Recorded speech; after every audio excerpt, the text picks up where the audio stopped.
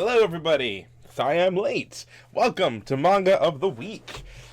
Alright, so I'm just gonna jump straight into it. This video's already late, I'm already crunch timing it, got enough personal things going on in my life to delay this video from going up, but I ain't gonna delay it any further. Welcome to this wonderful, wonderful Tuesday that I've uploaded this video on. Hope you're all doing well, hope you're all ready for this. Let's start! Bam! We got Dr. Stone, chapter 144. This one was a good and funny chapter. It was continuing from last episode where they had the gambling bet off because Ryusui wanted to take a straight line through the ocean to get to America, to San Francisco, and he wanted his crew to work less and get there at a later time, while Senku wanted to use the Earth's global rotation to actually go around in an arch, and it would actually get them there faster, but it would work the crew a lot rougher.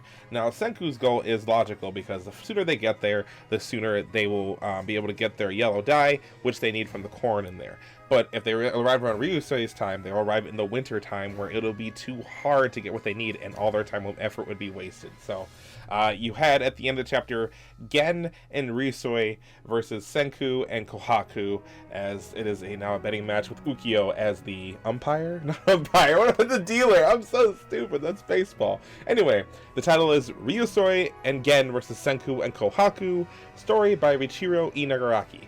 I am going to start trying to use those every time.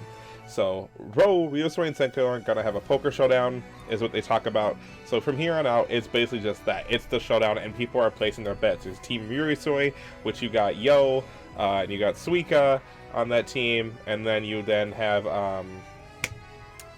you got Team Senku, which is Taiju, Genro, Yuzuriha.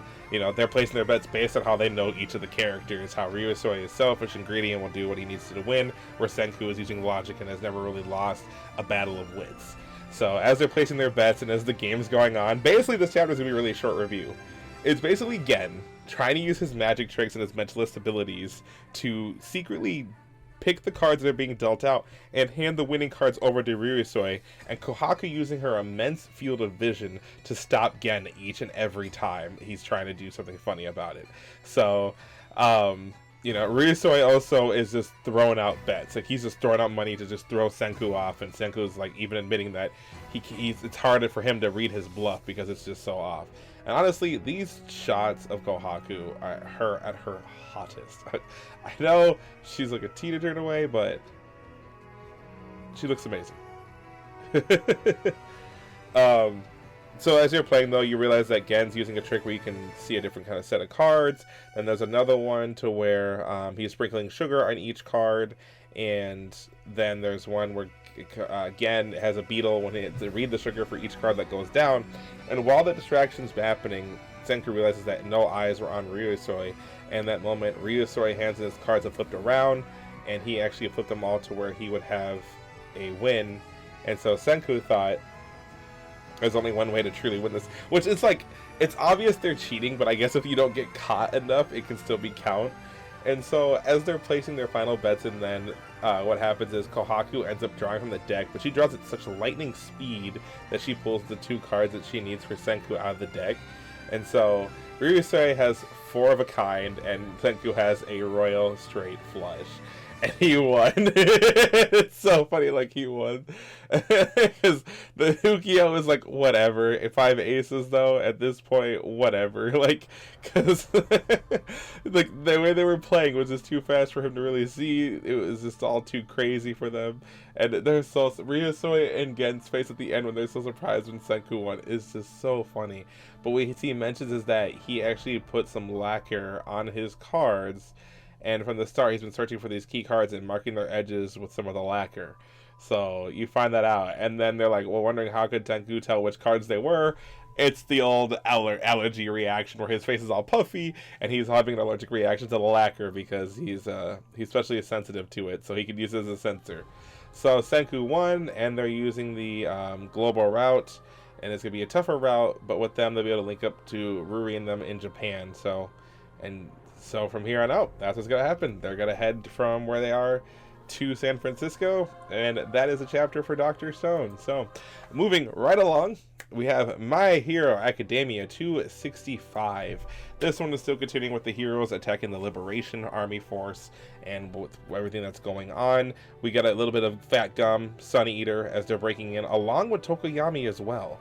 And what's really cool is like Tokoyami, obviously the more he's in the shadows, the cooler he does, and he's like tearing things up as he goes in there. I love the wristbands of Tokoyami. I don't know why, it's just they match him so well. But he's using Dark Shadow, and the crazy part is when he's using Dark Shadow, he's fighting Ray Destro. Like, Ray Destro uses his stress and powers up, but also from when Destro had fought the League of Villains, his leg is end up a prosthetic, and that gives Tokoyami the push he needs to blast through with Dark Shadow and blow away Ray Destro. But the crazy thing is though, is that like Dark Shadow starts talking to Tokoyami. He's like, Fumikage down there, a real nasty one. He's like, yes, the one who nearly set up to our Ragnarok. He goes, no, not that one, a real monster.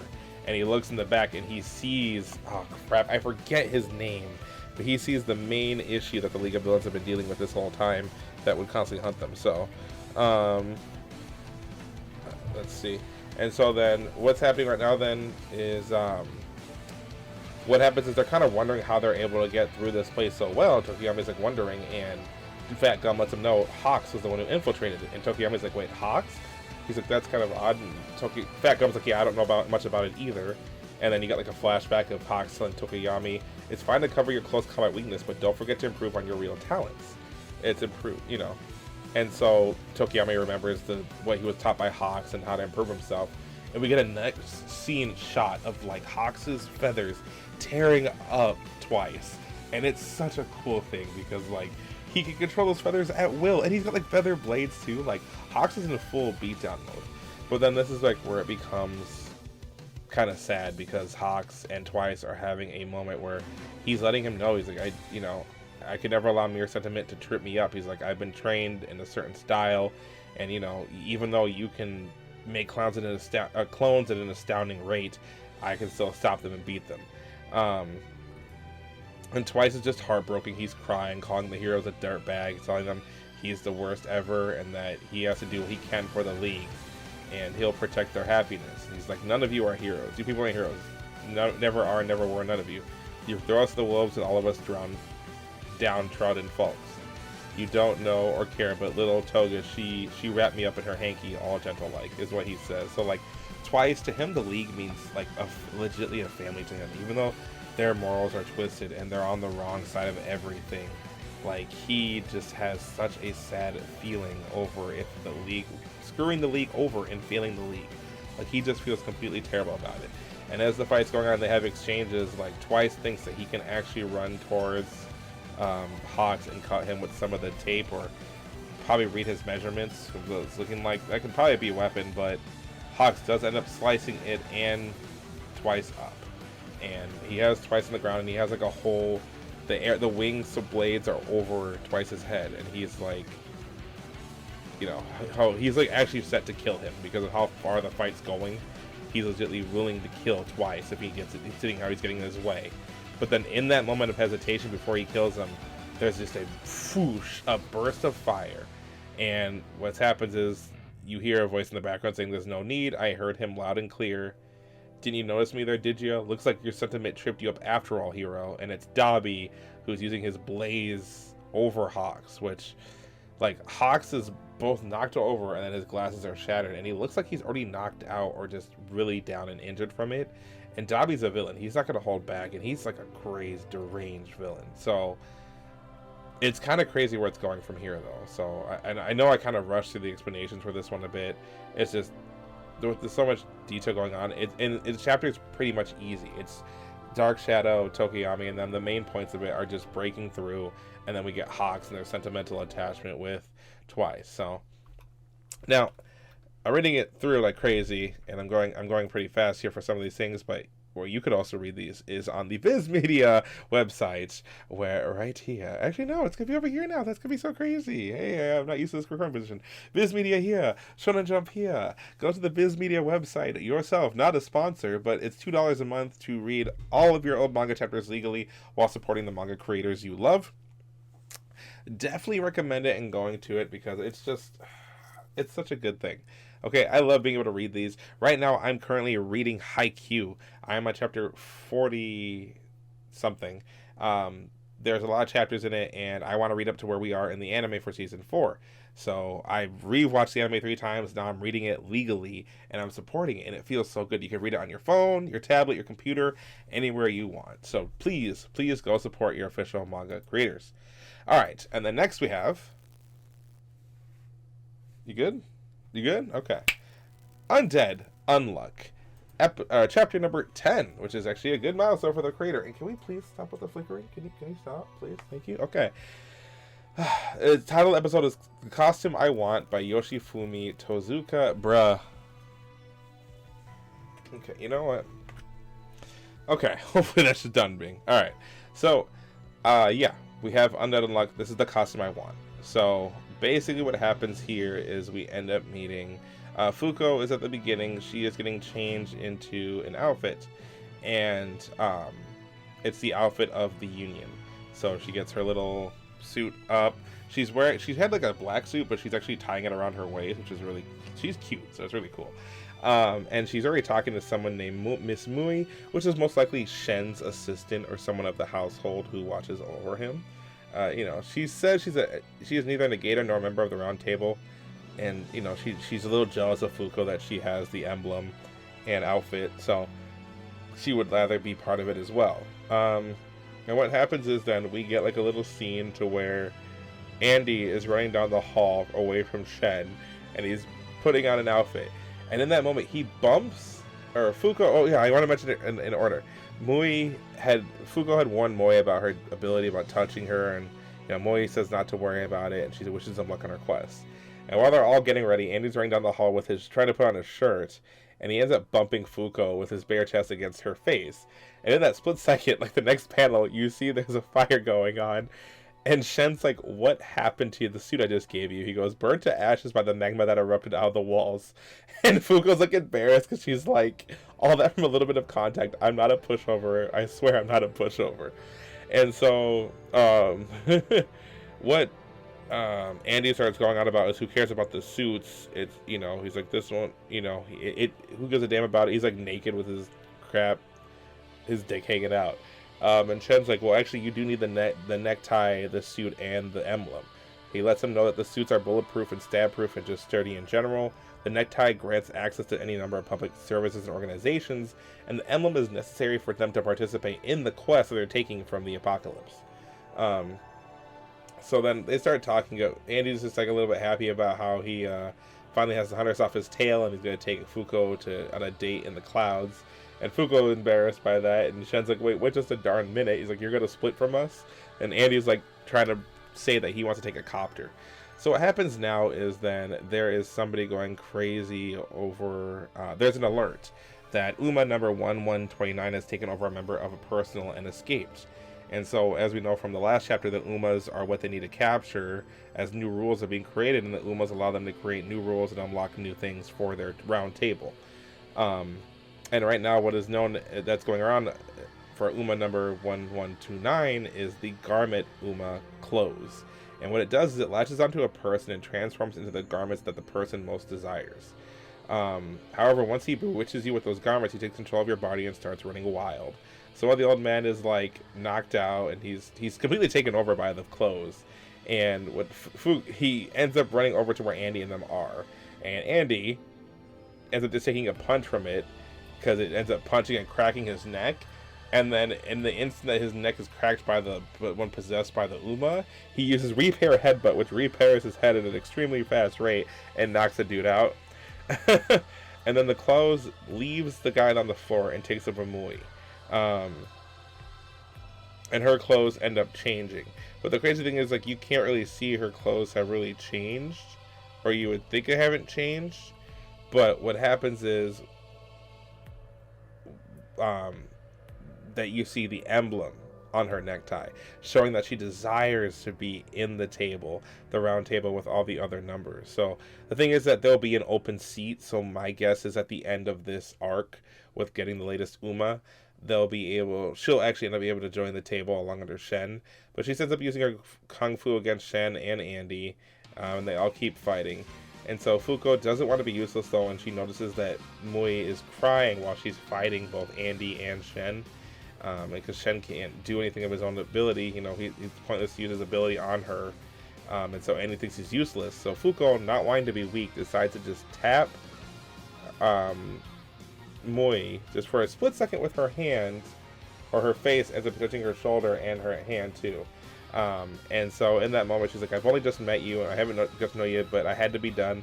I'm sorry this might hurt a bit. And here comes my unluck. And the unluck ends up knocking her out with a brick. And before she falls to the ground, she says thank you to Fuuko. Next thing you know, the clothes Uma starts to head towards Fuuko, and Andy gets in the way and takes the hit.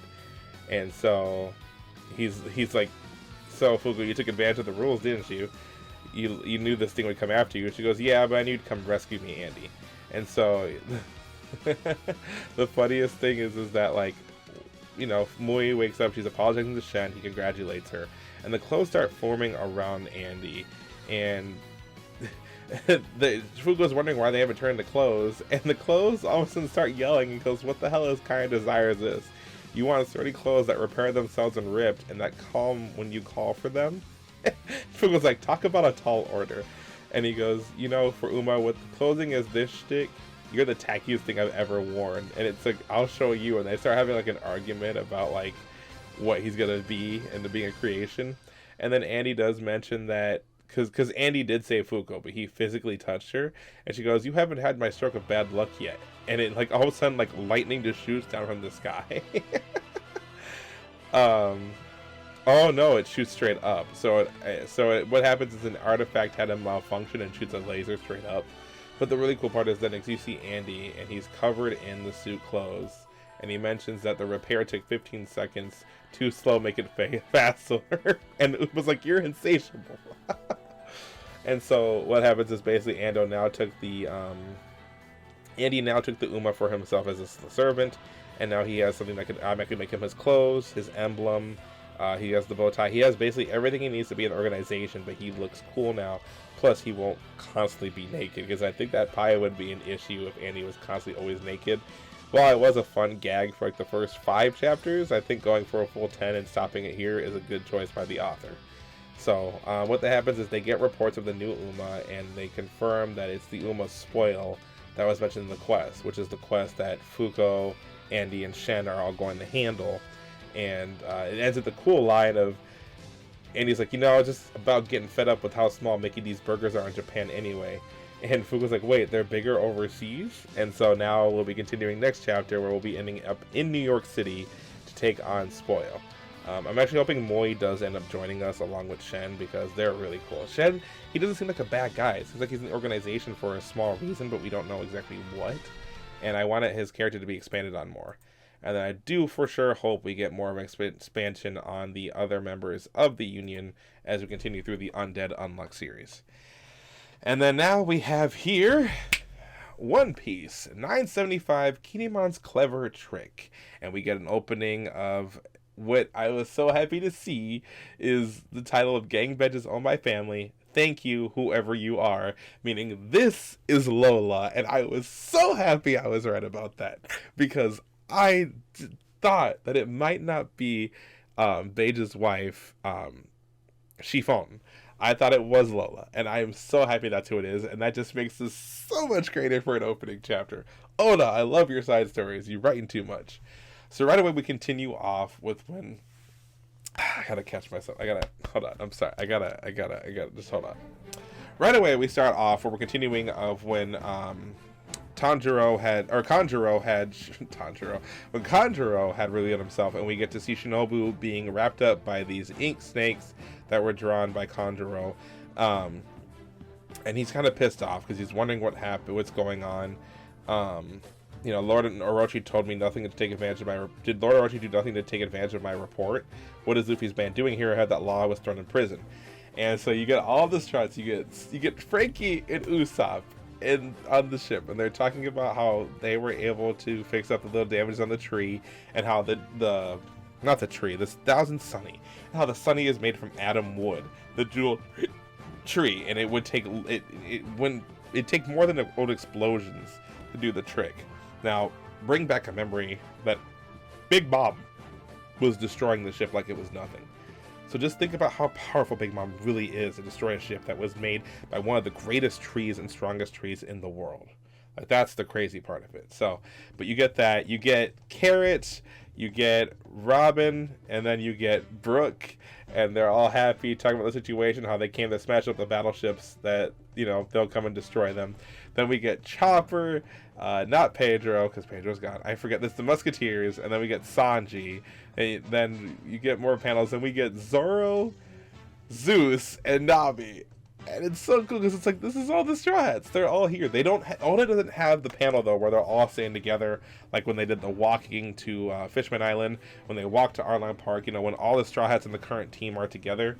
We didn't get that here, or when they went to go save Robin. But that's what I'm waiting for. And my prediction is that we'll get that again when Jinbei is here. But not just that. I feel like because we're dealing with water a lot right here, and because of Crazy Storm, I feel like Jinbei is going to show up soon. I hope he shows up soon. My boy Jinbei, alright? He needs to return. I miss him. I love him. And I want to know he's doing well. I hope he's not like held prisoner by Big Mom or anything. I couldn't deal with that stress right now if that was the case. I really couldn't. And I'm sorry. Checking on things with my kids upstairs. Okay. They're good. Alright, so basically what happens is then the Beast Pirates start going on how they failed to destroy the little ships. And you know, how they took down every bridge and how they stopped every way from them how they stopped all of Kinemon's plans of changing the ports and bringing them to Onigashima Island. But not just that, they also revealed to Luffy and them that Big Mom and Kaido have an alliance. And so Kid is freaked out. He's like, a Big Mom and Kaido, and Law's like an alliance of emperors with Big Mom. And then the Beast Pirates go on to mock the Straw Hat, or not just Luffy, but the three rookie trio, the monster trio rookies is what I call them. They mention how their ships are tiny and how they've come to save their samurai friends and how they're going to sink them all together in the name of Kaido the Emperor. And so the ships are preparing their way to fire. And he's like, Luffy's like, why are you flunkies acting tough? I heard enough, everyone stand back. And Law's like, you stand back, idiot. And Kid's like, don't you dare get in my way. And they're all basically Law, he uses room and teleports himself onto the ship. Luffy uses his Gum abilities to bring him to the ship, and then Kid uses his magnetism to blow to the ship. And basically right away, they all unleash their powers on the ship, and they blow it up together. Kid uses Punk Rotten, Luffy uses Bounce Man, and Law uses Room. And they just destroy the ship they're on. And so then the Beast Pirates are like, wait, hold on, man, they're really mad. Hold up, guys, don't whip out. They can't be that... like an explosion happens. It was so funny. And they're arguing.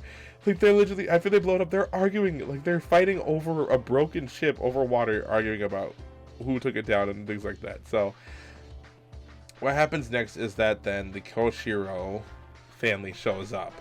And they're worried now that the Beast Pirates are like, yay, you're on our side. Koshiro, you can do it. And Koshiro slices the ship up with the Beast Pirates. And he goes, then his allies start freaking out on his ship, are like, what are you doing? And he's like, well, there's no need to sink you guys, as he looks at the Straw Hats. And what happens is they start mentioning about how he's the Yakuza boss that took after Higuro. And he's like, he mentions that he mentions of the demon incident, or the god incident, which is with the boar that Odin had cut in half. And he's like, the people there call me the napping Koshiro. And so Ashiro's like, be careful this one. He's a demon with the blade. And so what he mentions is that the 200 men of the Koshiro family is at their disposal. And, oh, I'm sorry, I mixed up when he was mentioning the past. But then now he mentions the part about the god that they had defeated, the boar. And so he mentions the incident and how they just accidentally doomed the he's like, did I just actually doom the capital? And he brings up how Kinemon was the one who already pissed off the boar, and Denjiro was the one who was part of it. And he's like, only Denjiro would only know that. And he points out that it's Denjiro, and he mentions how he did not reveal himself till just now. And so he lets him know that he was able to liberate 1,000 samurai from the Raichu prisoner quarters and another 1,200 soldiers to the total. And it's so crazy because he mentions now that the symbols he made with the two lines to each other, he's like, basically you were trying to make it to where it would make it seem Tokage poor. Like, he starts making Kinemon seem really smart. He's like, I knew that you weren't trying to have him. He's like, this is Rizut's Habu port, and you clearly misread the answer as Tokage port in the presence of your group, and the unwitting spy passed the answer to Tokage straight to Orochi. And so he starts explaining that now then what they were able to do is, from behind the maple forest along the wharf to Habu Part, the place so beloved by Lord Yasui, is where most of the people were arriving. They weren't waiting at the bridges that they thought they were. They weren't raving at the different coast ports. They were waiting there the entire time.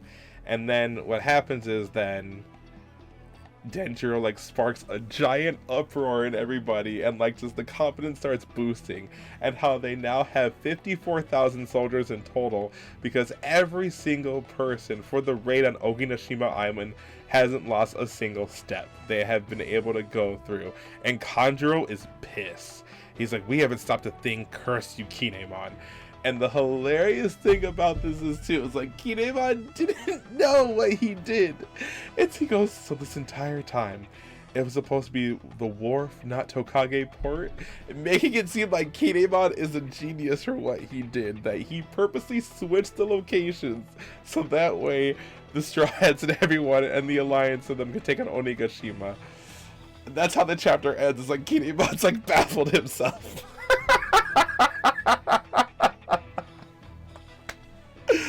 Oh, Oda, you got comedy, you got seriousness, and you got the amazing, amazing story that played through it all.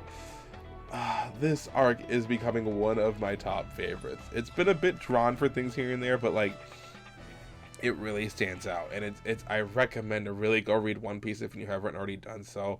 It's such a good series. It's so heartfelt. It's so funny, and it just has such memorable moments that you just don't want to forget the series ever.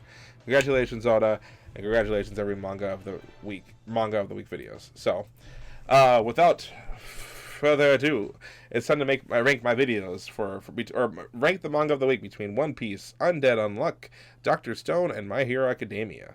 So, taking the number one spot without any really competition for how it went this week was One Piece. Again, because just the way the story was going, the way it's played through, the comedy, the laughs, how deep it's being, so much explanation of Wano and so much things tying up. We've been waiting about a good 3 months, I think it's been 3-4 months since we went to the flashback for Gold Roger and Odin, and it's been a crazy adventure from start to end and finish, and so much has been explained, and so many things have been tied through for that, and then for Wano. So Denjiro revealing himself, Kanjuro revealing himself, the alliance being revealed all over the world between Big Mom and Kaido, and then the alliance for Luffy and the Minks and the Minks and Samurai. So now it's all coming together. This is it. Next chapter, they're gonna wipe away the army completely. Kanjuro's either gonna get away or have a one-on-one fight with some of the samurai. I want to see him have a one-on-one fight now because Kanjuro needs to be dealt with because Momonosuke's on the shore. They have to get back to him. And I don't just see Shinobu ending it unless someone appears. Most likely the bandit that Zoro dealt with might appear from behind and save Kinemon. Or sorry, not Kinemon, Momonosuke. But, besides that, I'd like to see Kinemon go back and fight Momonosuke, or fight Kanjuro. God, there's so many names, I gotta keep up with this. So One Piece, let's take the number one spot. Number two spot for me, actually, after all this too, is going to be, honestly, yeah, Undead Unluck. Because we progressed a bit more. It was like, to be honest, Undead Unluck, Dr. Stone, and My Hero Academia all tied the same for me. Nothing was different about any of them. Like they were all short chapters that had like an easy goal. Andy was complaining about an outfit, so he gets something that's conveniently lets him have an outfit. My Hero Academia, the heroes are still breaking in the Liberation base, and Hawks has a sentimental moment with Twice, and that's obvious Dobby is to come through and whoop him. And then Dr. Stone, just a whole gambling game of poker, and that was it. So really, honestly, I think they're all pretty much tied. But if you want to go in order, I'm definitely giving Dr. Stone last because that was the most obvious and non-progressive chapter that happened so far. It was just, them playing poker, which wasn't bad, but it's not enough to get me to being like, oh yeah, I want to rank that higher. You know, you got to see what I'm saying.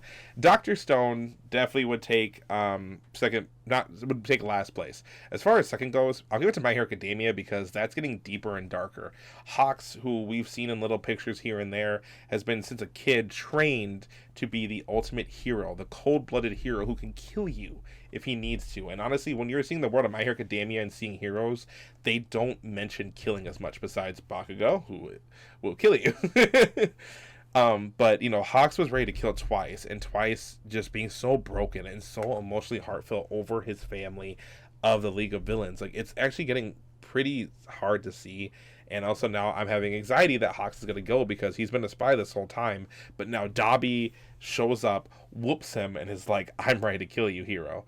So that gets number 2 for sure, just how the development for that is going and how dark and serious that's turning. And then definitely number 3 would be Undead Unluck. I don't want to give it number 2. Number 3, it's just because, again, it wasn't... It honestly might have been worse than Dr. Stone. Maybe I'm mixing it up, but I just like the Undead Unluck more because it had the comedy in there too. It had the progression for the story, and then it also had a little character building for who Mui is and how, you know, she may just be a partner to Shen, but she might be something bigger later on. As again, seats are opening up, and she wants to be one of the candidates who joins the table to go on the quest, as she clearly cares for Shen, which most likely cares for Shen in a little bit of a way.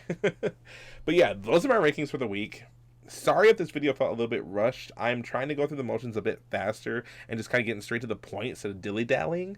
Plus, I've got so much more to record and do, and I'm trying to keep up with it. But that was my manga of the week.